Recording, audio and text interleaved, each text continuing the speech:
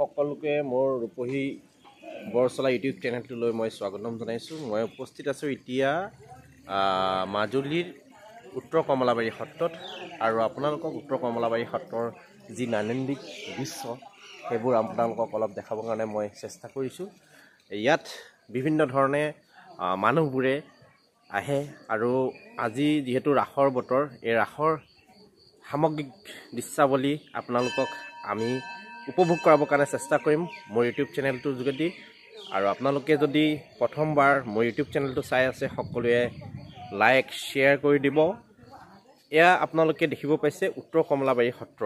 উত্তৰ কমলাবাৰী সত্ৰৰ যি ঐতিহ্য পৰম্পৰা আছে এইবোৰ অক্ষুণ্ণ ৰখাৰ কাৰণে চেষ্টা কৰিছে ইয়াৰ সত্ৰাধিকাৰ মহাপ্ৰভু শ্ৰী শ্ৰী জনাৰ্দন দেৱ গোস্বামী মহাপ্ৰভুৰ তত্বাৱধানত এই সত্ৰখনিয়ে এতিয়ালৈকে চলি আছে। আমি আপোনালোকক দেখাবৰ কাৰণে চেষ্টা কৰিছোঁ। আগত যি টুল ছিষ্টেম আছিলে, টুলত যেনেধৰণে শিক্ষা প্ৰদান কৰিছিলে তেনেধৰণে এতিয়াও এই উত্তৰ কমলাবাৰী সত্ৰত তেনেধৰণে শিক্ষা প্ৰদান কৰা হয়। এই পিছফালে দেখিছে এইবোৰ যি টুলৰ সদৃশ বনাই ৰাখিছে তেওঁলোকে। আপোনালোকক এইবোৰ সমগ্ৰ দৃশ্যাৱলী মই দেখাই আছোঁ।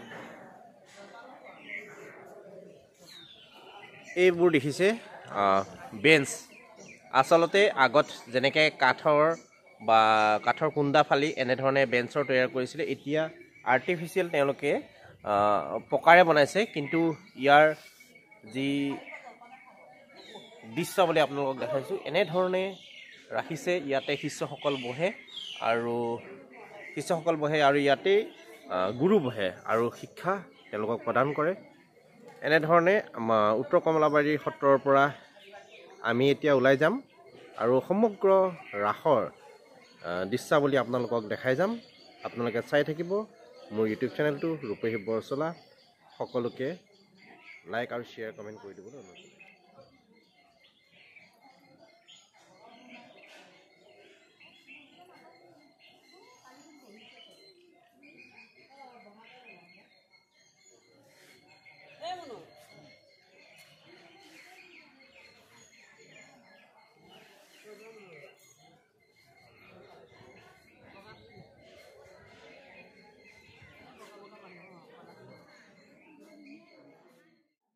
এয়া হৈছে উত্তৰ কমলাবাৰীৰ ভিতৰৰ দৃশ্য। উত্তৰ কমলাবাৰীৰ ভিতৰৰ নামঘৰত এনেধৰণে সেৱা সৎকাৰ কৰি থকা দেখা গৈছে আৰু আমিও উত্তৰ কমলাবাৰীৰ এই নামঘৰত সেৱা সৎকাৰ কৰি ৰাসলৈ বুলি ওলাই লৈছোঁ। আৰু এয়া দেখিছে ইমান ধুনীয়াকৈ উত্তৰ কমলাবাৰী ৰাসত পুখুৰীৰ কিনাৰত ইমান ধুনীয়াকৈ আটোম টুপিয়াৰীকৈ সজাইছে। আৰু আমিও ৰাস চাম বুলি গৈছোঁ যেতিয়া আমিও আসন গ্ৰহণ কৰি ৰাস উপভোগ কৰাৰ কাৰণে আমিও আসন গ্ৰহণ কৰিছোঁ। কিন্তু এটা কথা ক'বই লাগিব যে উত্তৰ কমলাবাৰীত ইমান অপ্যায়ন ব্যৱস্থা আছে। দেশী বিদেশী পৰ্যটক তথা স্থানীয় মানুহক এনেধৰণে বাও ধানৰ যি ভাত আৰু ৰঙালাও, আলু, মটৰ চব্জি আৰু এখন ধুনীয়া দালিৰে আপ্যায়ন কৰিছে। ইয়াৰ সোৱাদেই সুকীয়া এক অনুভূতি আছে।